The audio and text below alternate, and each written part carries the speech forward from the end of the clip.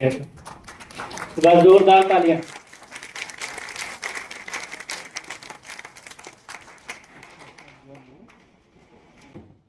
present situation and our role।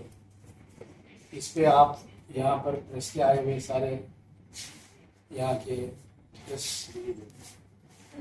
Department के जो आए हैं, आप सबका सबसे पहले मैं खैर मकदम करता हूँ। और इस प्रोग्राम में हमारे साथ हमारे पार्टी के वाइस प्रेसिडेंट मोहम्मद शफी साहब, पार्टी के नेशनल सेक्रेटरी DS बिंद्रा साहब और नेशनल की एक और सेक्रेटरी आतिका साहब हैं, और मैं यहाँ का दिल्ली स्टेट का एक्टिंग प्रेसिडेंट और इंचार्ज हूँ। और मेरे बगल में हमारे स्टेट कोऑर्डिनेटर हाफिज़ उवैस साहब हैं। तो आपके सामने अभी हमारे वाइस प्रेसिडेंट आज की इस प्रोग्राम के बारे में संबोधित करेंगे। गुड आफ्टरनून फ्रेंड्स, आदाब। वैसे आप जानते हैं जो देश के हालात हैं, हम लोग आज बहुत सारे इश्यूज पे बात करने से ज़्यादा तो मीडिया को मालूम है कि आज हमारा जो यूथ है, हमारा जो युवा है, हमारे जो स्टूडेंट्स हैं, वो भी अपने हक के लिए मैदान में उतर रहे हैं। इससे पहले किसान जो है मैदानों पे उतरे हैं, और कितनी लाख हमारी महिलाएं न सिर्फ गायब हैं, और कितनी महिलाओं के साथ आए दिन जो दुराचार और जो उनके बलात्कार और ऐसी ऐसी घटनाएं आप सुनते रहते हैं। मणिपुर आज भी शांत नहीं हुआ है। हमारे देश को जिस तरीके से अमानवीयता पर लाकर खड़ा कर दिया है इस फासीवाद के रेजिम ने, जिस तरीके से जो ये मोदी गवर्नमेंट, क्योंकि सारा श्रेय अपने मोदी जी लेते हैं, इस देश को एक तरह से पूरी तरह अराजकता में झोंक दिया है। ऐसा एक इंटॉलरेंस का माहौल बनाया है इंडिया के अंदर, और खास तौर पर जिस तरह से एक कम्युनिटी को लेकर जिनको दिखाया गया कि मुस्लिम में इंटॉलरेंस होता है, तो आप देखिए कि इंडिया के अंदर आज पूरे देश में अगर कोई टॉलरेंस या देश को अगर बचाने के लिए सबसे आगे बढ़ रहा है, जिनके मुद्दे बताए जाते हैं, जिनकी अलग अलग जो उनकी शरीयत होती है, या उनके जो मुसलमानों के अपने इश्यूज होते हैं, उनकी जो इबादत गाहें हैं, जो उनके अपने गरीब लोग हैं, उनकी जो बिल्डिंगों को बुलडोज किया जाता है अगर वो प्रोटेस्ट पे हैं।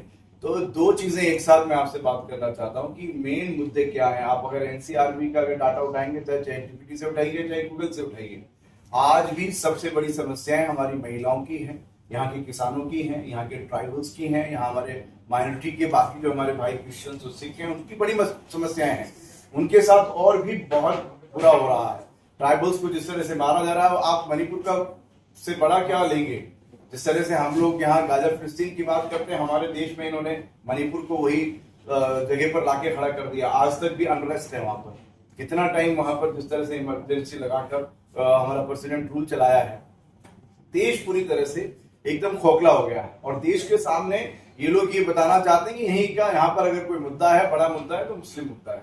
तो हम लोग ये जो हमारा कॉन्क्लेव है पूरे इंडिया के अंदर, इसी तर्ज पर पूरे इंडिया के अंदर हम लोग कॉन्क्लेव जो है चला रहे हैं। डायरेक्ट हम लोग नेशनल लीडरशिप वहां जा रही है, और हमारे जो जितने भी असेंबली के लीडर्स हैं, डिस्ट्रिक्ट लीडर्स हैं, स्टेट लीडर्स हैं, उनके साथ डायरेक्ट बात कर रहे हैं कि देश को इस वक्त में हमारा जो संविधान कहता है, जो यहाँ के पूरे 18 से लेकर स्पेशली 14 से आप तो उठा लीजिए, 14 से लेकर 29 तक के जितने भी आर्टिकल हैं, उसका वायलेट कर रही है गवर्नमेंट, और जो कानून ला रही है गैर कानूनी तरीके से लेकर आ रही है। देश के अंदर जो असल मुद्दे हैं, लोगों की रोटी, कपड़ा, मकान, स्वास्थ्य, शिक्षा, जो फंडामेंटल राइट्स है, उस पर ये सरकार बात नहीं करना चाहती, ये लोग डराना चाहती है। आप देखिए अभी जिस तरह से स्टूडेंट्स प्रोटेस्ट किए, उनका राइट है। अगर कुछ भी होगा, अगर कुछ गलत किया किसी ने, तो मेरा राइट है। प्राइम मिनिस्टर के खिलाफ भी मैं बात कर सकता हूँ कि आपने जो कहा था कि बेरोजगारों को हम लोग रोजगार देंगे, इतनी नौकरियां देंगे और इतना लोगों को पैसा देंगे, कहा गया? मैं सवाल करना मेरा राइट है, मेरा कॉन्स्टिट्यूशनल राइट है। बच्चों का भी राइट है कि उनकी शिक्षा के साथ क्या हो रहा है, उनकी जो नीट प्रणाली है, जितने भी नेट के सिस्टम में जिस तरह से पेपर लीक हो रहे हैं या पेपर कराए जा रहे हैं, उन बच्चों ने प्रोटेस्ट किया। प्रोटेस्ट के बाद उनको ठीक है कि सब एक आदमी को हटा के दूसरे आदमी को लिया है, जो कि खुद कंट्रोवर्शियल है। आपको मालूम है, प्रधान जी को हटा के जिस तरह से जोशी जी को लाया गया, वो तो खुद कंट्रोवर्शियल है। महिलाओं की इज्जत तक नहीं आती, उनको लेकर आ गए। उसके बाद क्या किया? वो जो लोग वहां पर जो बच्चियां थी, घर घर में जाकर किसी को किराए जो घर में रहती थी, वो मकान मालिक ने उस बच्ची को बाहर निकाल दिया। किसी बच्चे को डराया जा रहा है, तो ये देश के अंदर फैलाया जा रहा है। इसमें social democratic party of India की सबसे बड़ी जिम्मेदारी बनती है। Social democratic party of India की सबसे बड़ी जिम्मेदारी बनती है कि देश के अंदर जो अनरेस्ट है, हमें जमीन पर आना पड़ेगा, लोगों की आवाज उठानी पड़ेगी। और ये एहतजाज सिर्फ ऐसे नहीं, सियासत के अंदर आपको ऐवानों तक जाना पड़ेगा। आपको पार्लियामेंट के इलेक्शंस हो, आपको असेंबली के इलेक्शंस हो, आपको जितने भी कॉर्पोरेशन के इलेक्शंस हैं या पंचायत के इलेक्शन हैं, उन सब इलेक्शंस के अंदर मुस्तैदी के साथ लोगों की आवाज उठाकर वहां पहुंचना पड़ेगा। जब आप पंचायत में जाएंगे, जब आप असेंबली में जाएंगे, जब आप पार्लियामेंट में जाएंगे, तो लोगों की आवाज ईमानदारी के साथ उठा सकते हैं। क्योंकि जितनी भी मैंने बताया, आप देखिए जिनको वोट दिया है, ये भी बताया हमने हमारे कैडर्स को, हमारे लीडर्स को, जितने आपने वोट दिया है वो वोट का हुआ क्या है। आपने सेक्युलर पार्टी के नाम पर कम से कम 40 से 60 मेंबर ऑफ पार्लियामेंट बीजेपी में चले गए। अभी आप देखिए टीएमसी के पार्लियामेंट जो जितने भी आप लोगों ने जिताया मेंबर ऑफ पार्लियामेंट कहाँ है, बीजेपी में चले गए। 400 से ज्यादा एमएलए बीजेपी की पार्टी में चले गए। तो जिन पार्टीज को आप ये सोचकर वोट दे रहे हैं कि यहाँ का सेक्युलरिज्म, यहाँ का जो फैब्रिक, हमारा जो गंगा जमनी तहजीब को बचाएंगे, ये लोग नहीं बचाएंगे। ये लोग सब पॉलिटिकल इंडस्ट्री हैं, सब फैक्ट्री हैं। इनके पास एक विरासत है जिनके पिताजी ने ये दी है, दादाजी ने दी है। जैसे अभी मुलायम सिंह जी की विरासत, भाई उनकी फैक्ट्री क्या फैक्ट्री है ना, और बाप बेटा उन्हीं को देता है, बाद में बाप जो बेटे को देना है तो अपनी फैक्ट्री को देता है। ऐसे ही यहाँ पर जो ये पॉलिटिकल इंडस्ट्री चला रखी है, देवेगौड़ा जी ने कुमार स्वामी जी को दे दी, और इसके बाद में लालू जी ने अपने तेजस्वी को दे दी, और जो वहां के अपने ओवैसी साहब उनके दादा से, वालिद से उनके पास आ गई। ऐसे ही हर पार्टी यही कर रही है कि एक एक फैक्ट्री बना रही है, लोगों के लिए सीरियस नहीं है, लोगों के आवाम के मुद्दों को लेकर सीरियस नहीं है। इसलिए social democratic party of India हर एक पॉलिटिक्स के अंदर, पॉलिटिकल संस्थानों में जाकर अपनी आवाज उठाएगी, जीतेगी, वोट लड़ेगी।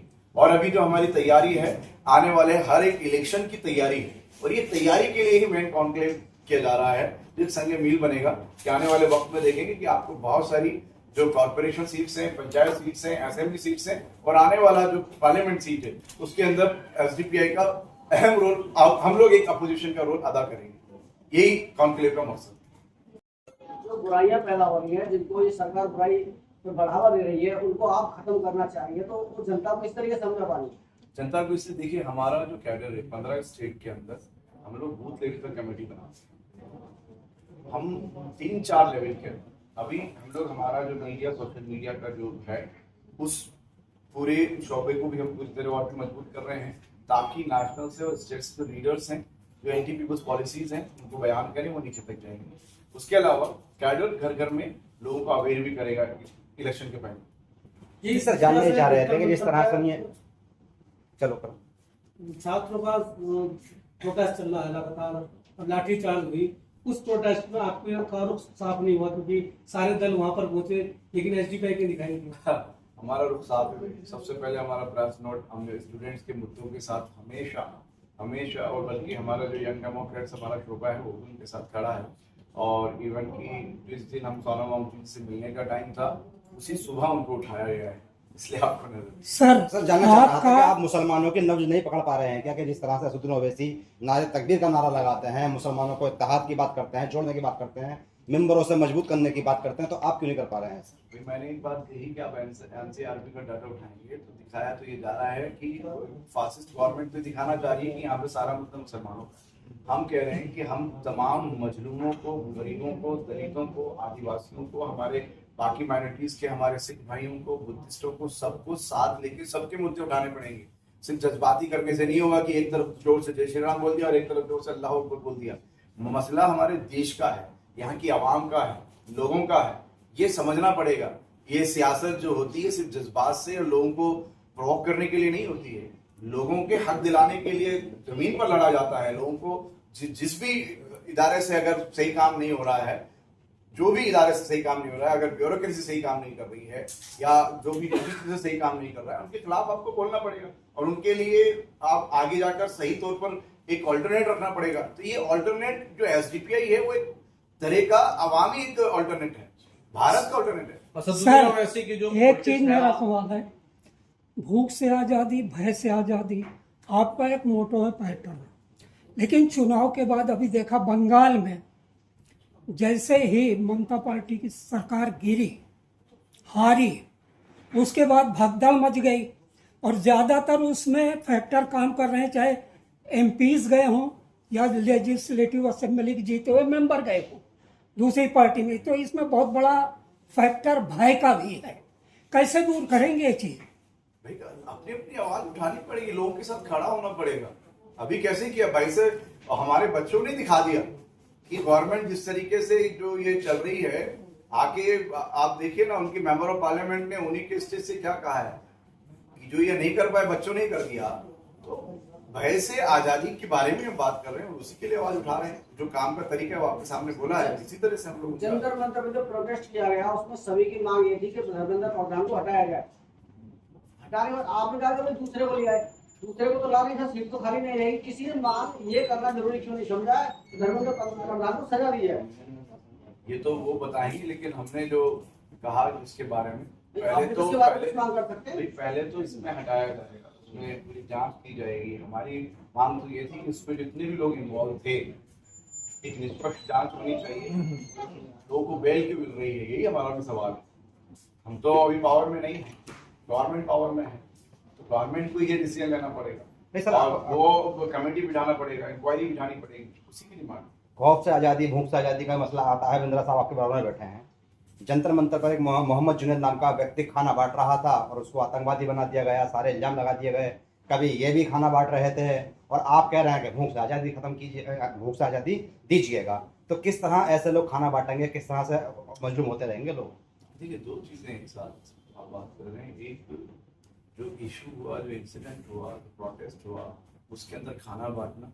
एक हम लोग रेगुलर जो लोग यहाँ पे मल न्यूट्रिशन से कितने बच्चे मर रहे हैं, करोड़ बच्चे मर चुके हैं मल न्यूट्रिशन से। इसका एक दिन का ये खाना बांटना जरूरी है और बांटना भी चाहिए, उसमें हम भी साथ देंगे, उसमें हम भी आगे जाएंगे। लेकिन उसमें भूख से आज़ादी का एक प्रोटेस्ट के लिए भूख से आज़ादी नहीं है। हम कह रहे हैं मुकम्मल भूख से आज़ादी मिलना चाहिए। और भूख सिर्फ खाने की नहीं होती है, अगर आपके पास जरूरत छत की है तो उसकी भी भूख खिलाएगी। आपके पास कपड़ा अगर सही तरीके से पहनने को भी नहीं है तो वो भूख खिलाएगी। आपके पास शिक्षा नहीं है तो उसकी भूख खिलाएगी। मुकम्मल भूख समझिए। हमारी जो भूख की बात कर रहे हैं, आज़ादी की बात कर रहे हैं, रोटी कपड़ा मकान स्वास्थ्य शिक्षा सभी चीजें उसके अंदर आ जाती है। तो एक बड़ी लड़ाई है, उसके लिए काम करना। तो सर क्या आप मानते हैं कि भूख से आज़ादी बगैर पावर में आए नहीं दूर की जा सकती? नहीं, वो तो है, उसमें क्या चीज है। गवर्नमेंट से उसकी जो एंटी पीपल्स पॉलिसी है उस पर तो हम सवाल उठा ही रहे हैं, लेकिन हम जो कह रहे हैं उसको सही से एग्जीक्यूशन तो हम पावर में आए तो तभी होगा। आप असदुद्दीन अवैसी से गठबंधन क्यों नहीं करते? अखिलेश यादव की समाजवादी के साथ बातचीत हो रही है, जो एक विचारधारा की पार्टियां हैं, वो सब मिलकर साथ क्यों नहीं लड़ती? मैंने पहले भी बोला इस बात को, सवाल अक्सर आता है।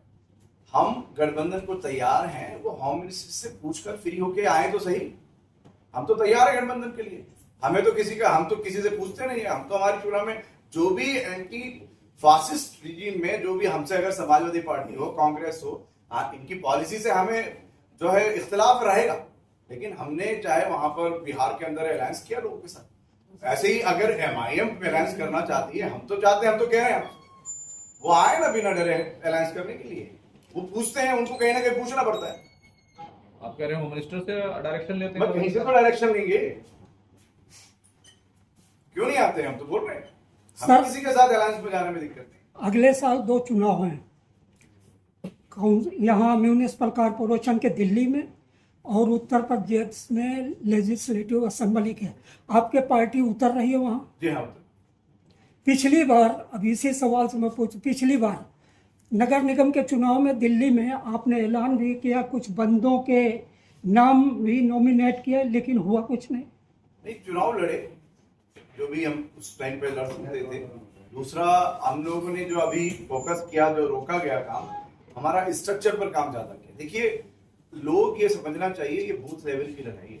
जैसे ही एक हंगामी बात करते हैं तो हम लोग स्ट्रक्चर पर हमारा थोड़ा उस टाइम पे हमने मंथन किया इस वजह से। लेकिन नेक्स्ट आपको ये सब नहीं मिलेगा, हर इलेक्शन में आपको पॉजिटिव मिलेगा। अभी दिल्ली के बारे में आपको मेरे पास पूरा बताएंगे भी सही। अभी प्रभारी जो है हमारे, इवन कि हमने हमारे प्रभारी, क्योंकि दिल्ली सबकी है, पूरे इंडिया के तमाम स्टेट्स यहाँ रहते हैं, इसलिए इनको एक्टिंग पर्सन भी बनाया है डॉक्टर आवाज शरीफ साहब को दिल्ली का। आपको नीचे और आज जो आपने देखा है पूरी टीम को, आने वाले इलेक्शन की तैयारी भी आज से शुरू है। जी, मेरा सवाल था कि जिस तरह से SDPI नेशनल मुद्दों पर बात करती है, प्रोटेस्ट करती है, आंदोलन चलाती है, लेकिन लोकल मुद्दों में कोई काम नहीं होता। चाहे वो किसी मोहल्ले की सड़क का मामला हो या दिल्ली में कोई बड़ा मुद्दा हो। अभी दिल्ली में अल्पसंख्यक कमेटी हुई है, उस पर कोई तमाम बयान आ रहे हैं, आपकी तरफ से कोई बयान है? तो एक जैन समाज के व्यक्ति को दिल्ली अल्पसंख्यक को चेयरमैन बनाया गया है, ताहिर हुसैन को दिल्ली देने के आरोप में सजा हुई है। उस पर बहुत सारे ऐसे मुद्दे दिल्ली में जिसपे जो है की जो बॉडी है वो आवाज नहीं उठाती। देखिए स्टेटमेंट्स वगैरह जो आने चाहिए, क्योंकि जुडिशरी के फैसले पर तो आप क्या कर सकते हैं, उसमें अदालत में जाकर बात करनी होगी। रही बात अगर लोकल मुद्दे की, हमारा तो स्टेट का जनरल सेक्रेटरी मोहल्ले की घर सफाई तक, बाकी नाली सफाई तक में खड़े होकर सफाई करवाता है। मुद्दे अब आप लोग कवरेज करके दिखाइए कि एसडीपी क्या काम कर रही है। और हमने आज भी जो बात की है कि ये नेशनल और स्टेट पर नहीं बल्कि हर एक डिस्ट्रिक्ट को और अपनी एक एक असेंबली को आप लोग वहां के मुद्दे लेकर मैदान पर उतरिए और मीडिया को भी साथ लेके उतरिए। क्या हो क्या रहा है कि बिना मीडिया के उतर रही है, आइंदा से जो है मीडिया के साथ जाएगी तो शायद ये शिकायत आगे ना, काम तो कर रही है। ताहिर हुसैन को जिस तरह उम्र कैद हुई है, उनके साथ और 4 लोगों को हुई है, आप इसको कैसे देखते हैं? कि कपिल मिश्रा की तरफ से बयान आ गया कि सजाए जो उनकी उम्र कैद की सजा कम है, बल्कि उनको तो सजाए मौत होनी चाहिए। मतलब जो इस दंगों का जो मुख्य आरोपी होना चाहिए था, जिसने इस देश जो यहाँ पर पूरा दिल्ली से पूरे देश का माहौल खराब किया हुआ है, कपिल मिश्रा, वही पावर में आ गया। तो हम तो ये कहते हैं कि ये ऐसे मुद्दे अब हमें अवाम में देना पड़ेगा। अवाम बोलने का मतलब किसी मुस्लिम्स को नहीं है, सिर्फ हमारे हर शहरी को बताना पड़ेगा कि एक आदमी दंगे भड़काया, वो आज़ाद होकर एमएलए और मिनिस्टर बना दिया गया, और एक आदमी जो कि उस तरह से इन्वॉल्व था नहीं था, अभी जुडिशरी के अंदर आया है, लेकिन जिसको अंदर होना चाहिए था वो बाहर घूम रहा है और मिनिस्टर बना दिया गया। यही नहीं है इनकी फितरत है। हेमंत कुमार बिस्वा शर्मा क्या किया है? हेमंत बिस्वा बाकायदा कहा है वो आदमी जेल में जाना चाहिए था कि अगर कोई मुस्लिम 5 रुपये रिक्शे का मांगे तो 4 रुपये दो और परेशान करो।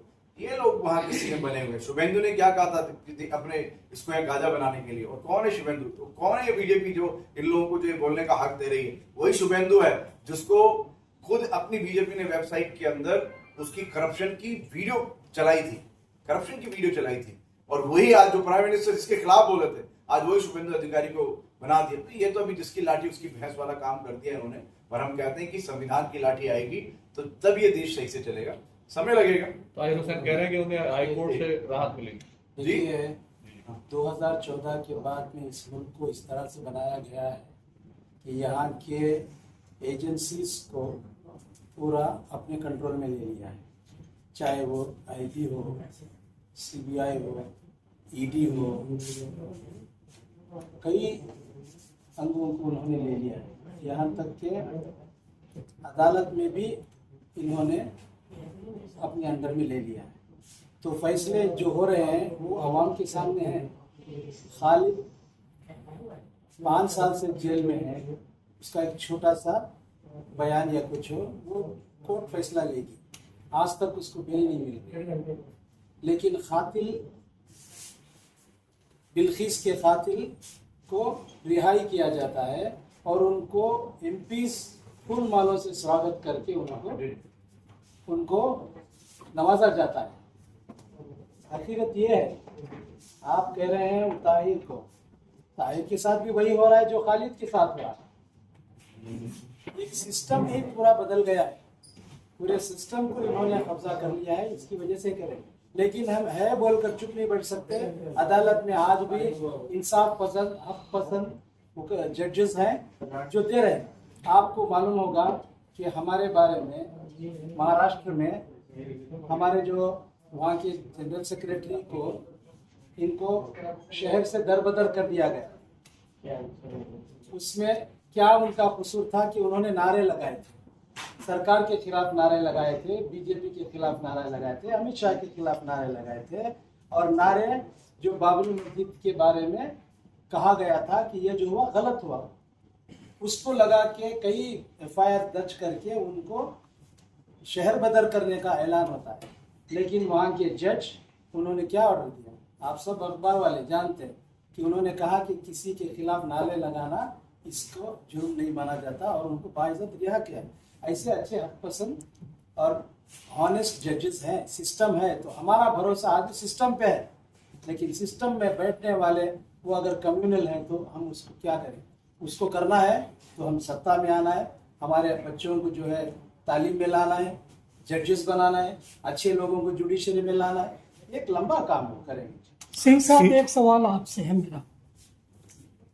आज की डेट में माइनॉरिटी, चाहे आप हो या हम हो, निशाने पर तो दोनों हैं, लेकिन मुस्लिम कुछ ज़्यादा निशाने पर हैं।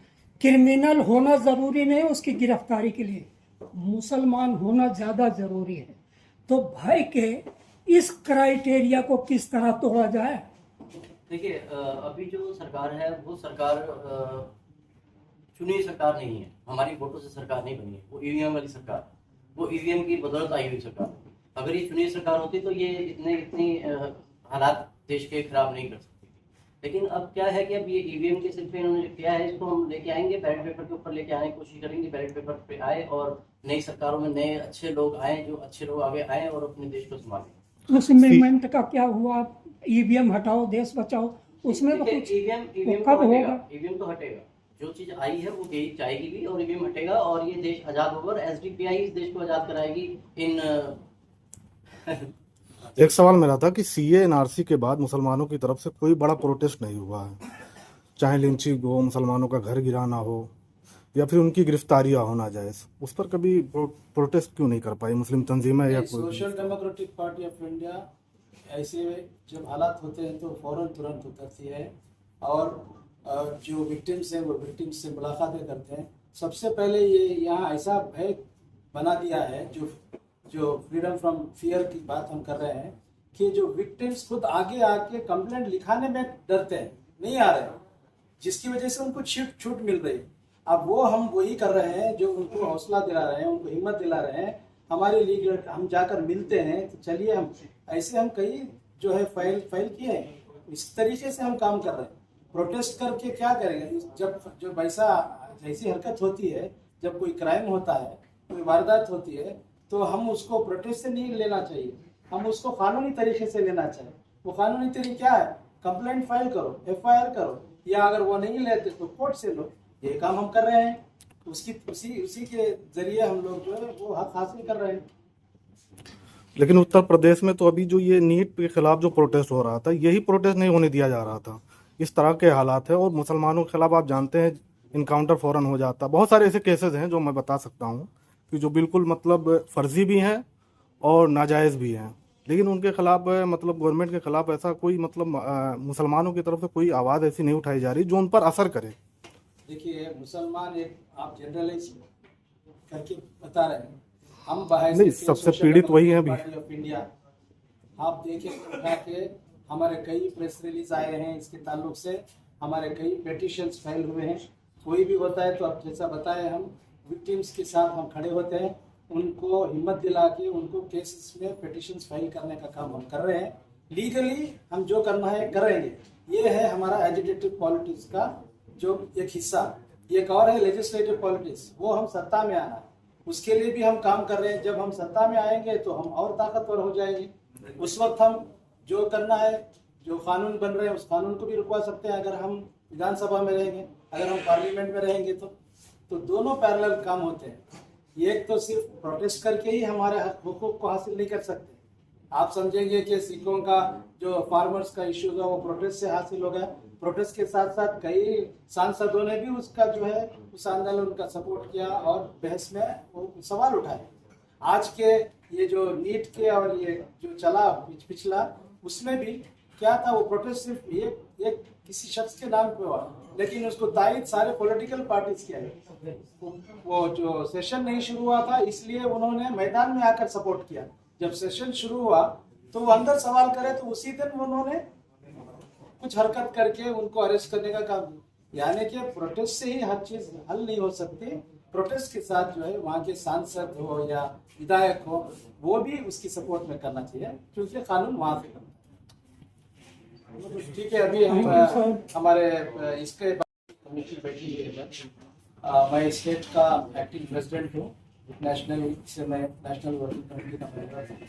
मेरा नाम डॉक्टर महबूब शरीफ अवान है, और मेरे बयान में बैठे हमारे वाइस प्रेसिडेंट हैं हाफिज हाशिम मलिक, और बाएं में हमारे जनरल सेक्रेटरी जफर हैं, और एक सेक्रेटरी इरफान हैं, और एक सेक्रेटरी हमारे फैजान हैं। आज का हमारा दूसरा कार्यक्रम जो है, जो आपने लिया था, वो आउटरीच का कैंपेन हमारा शुरू होने वाला है। आउटरीच मतलब हमारी पार्टी के अंदर सदस्यता बढ़ाने का काम, सदस्यता अभियान। वो हमारा पार्टी का एक नियम उसूल है कि हम ठहरे गए तो कोई आया कोई गया, ऐसा सिस्टम नहीं है पार्टी के अंदर। हमारा पार्टी का एक कॉन्स्टिट्यूशन है और उसमें किस तरह से पार्टी चलेगी, कौन रहेगा, उसका एक सिस्टम है। उसमें हमारे पास 2 टायर के मेंबर्स हैं, एक है मेंबर, एक है कैडर। कैडर वो है, वो जो कमिटेड कैडर है, जो पार्टी के लिए हर वक्त काम करेगा, सब काम करेगा, ओबे करेगा, कॉन्स्टिट्यूशन की इताअत करेगा। उससे पहले हम मेंबरशिप का ड्राइव चलाते हैं। उस मेंबरशिप में हम मेंबर्स बनाते हैं और उस मेंबर्स को हम 1 साल या 6 महीने तक हम उनको रखते हैं, काम देके उनकी ट्रेनिंग होती है। जब वो कैडर के काबिल हो जाते हैं तो उनको फिर कैडर बनता है। तो ये सदस्यता अभियान हमारे सारे देश में चलता है, हमारी पार्टी को और स्ट्रेंथनिंग करने, बढ़ाने के लिए। तो उस सिलसिले में हमारा यहाँ का अभियान जो है दिल्ली का, वो 5 अगस्त से शुरू होकर 31 अगस्त तक हमारा अभियान होने वाला है। तो इस अभियान में हम लोगों से मुलाकातें करेंगे, हालात को रखेंगे, मुल्क के हालात को रखेंगे और यहाँ की समस्याओं का हल ढूंढने के लिए क्या व्यवस्था रही, क्या डेमोक्रेसी का सिस्टम रहा, कौन फेलियर हुआ, लोकतंत्र कैसे फेल हुआ, कैसे इसको उठाना है। ये हम जब आवाम के पास जाकर हम समझाते हैं तो लोग समझदार हैं। और मुख्तलिफ दलें, उनका क्या रोल रहा, जिन्होंने वादा किया कि कॉन्स्टिट्यूशनल राइट्स को हम प्रोवाइड करेंगे अगर हम आपको चुनाएंगे और हम सत्ते पे आएंगे, तो उनका फेलियर देख रहे हैं। कांग्रेस का फेलियर 55 साल हुए, फिर भी यहाँ के 65-80% लोगों की हालत क्या है, गरीबी की दलदल में फंसे हैं, किसान परेशान हैं, आत्महत्या कर रहे हैं, दलितों को जो है मारा पीटा जा रहा है, ट्राइबल्स को जो है नक्सल के नाम से मारा जा रहा है, मुसलमानों को जो है टेररिस्ट के नाम से मारा जा रहा है। इसके साथ साथ यहाँ की व्यवस्था, यहाँ का जो इकोनॉमिक सिस्टम, महंगाई, ऐसे कई मसाइल हैं। इन सारे मसाइल को हम समझाते हैं। हमारा मेंबर ऐसा नहीं कि बस दूसरे पार्टियों में मेंबर बनते हैं तो सिर्फ वो झंडा लेके उनके पीछे जय जय करने लेके जाते हैं, इलेक्शन में भीड़ इकट्ठा का काम करना करते हैं, बस कुछ पैसे लेके चले जाते हैं। हमारा ऐसा सिस्टम नहीं है। हम हमारे मेंबर को हर 3 महीने में तरबियत देते हैं, मेंबर को जानकारी देते हैं, एजुकेट करते हैं कि what is democracy, what is the constitution, constitution क्या है, क्या अधिकार है। ये हम जब दिलाएंगे तो वो खुद ब खुद वो आएंगे। तो ये अभियान हमारा अभी चलने वाला है। मैं आप लोगों के माध्यम से सारे उन नागरिकों को मैं इनवाइट करता हूं हमारी social democratic party of India के मेंबरशिप के लिए, क्योंकि अगर आपको एक सही मुतबादिल, सही एक ऑल्टरनेट अगर चाहिए तो वो मुल्क के अंदर social democratic party of India है। क्योंकि इस पार्टी का एक दस्तूर है, इसका एक सिस्टम है, इसके अंदर डिसिप्लिन है, बहुत सारी इसके अंदर एक ट्रेनिंग है। और हमारे यहाँ नेपोटिज्म नहीं है कि भाई खानदान का था और उसके बाद नेतागिरी और सियासत उसके बच्चों को, बीवी को, पोती को, बहू को और फला दामाद को दे। हमारे यहाँ पर है पार्टी सबके लिए बनी है, मुसलमानों के लिए नहीं बल्कि सारे हिंदुस्तानी दबे कुचले लोगों के लिए बनी है।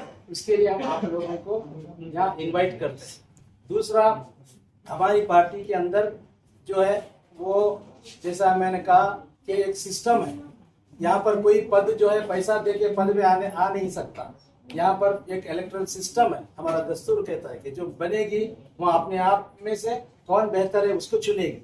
यानी कि यहाँ पर खानदानी पॉलिटिक्स भी नहीं है, यहाँ सबकी है। हमारा एक एजेंट, एक नारा है, पावर टू पीपल, इख्तियार आवाम को। हम ये चाहते हैं कि हमारे यहाँ के हर एक आदमी को पावरफुल बनाए, उसको नेता बनाए, ताकि वो अपनी समझ, वही तो सच्चा माना है डेमोक्रेसी का, जिसमें कहा गया था कि be the people, of the people, bye the people, for the people. अब यहाँ जो सियासत दिख रही है वो कहीं भी नजर नहीं आता, by the people, of the people, for the people. वो तो खानदानी पॉलिटिक्स चल रही है। लेकिन social democratic party of India फख्र के साथ कहती है कि सारे देश में, हमारे 15 रियासतों में, स्टेट्स में हमारी मुकम्मल कमेटी है। और वो कमेटी स्टेट की है, डिस्ट्रिक्ट की है, ब्लॉक की है, जिला की है, असेंबली की है और नीचे वार्ड और पंचायत तक कमेटी है।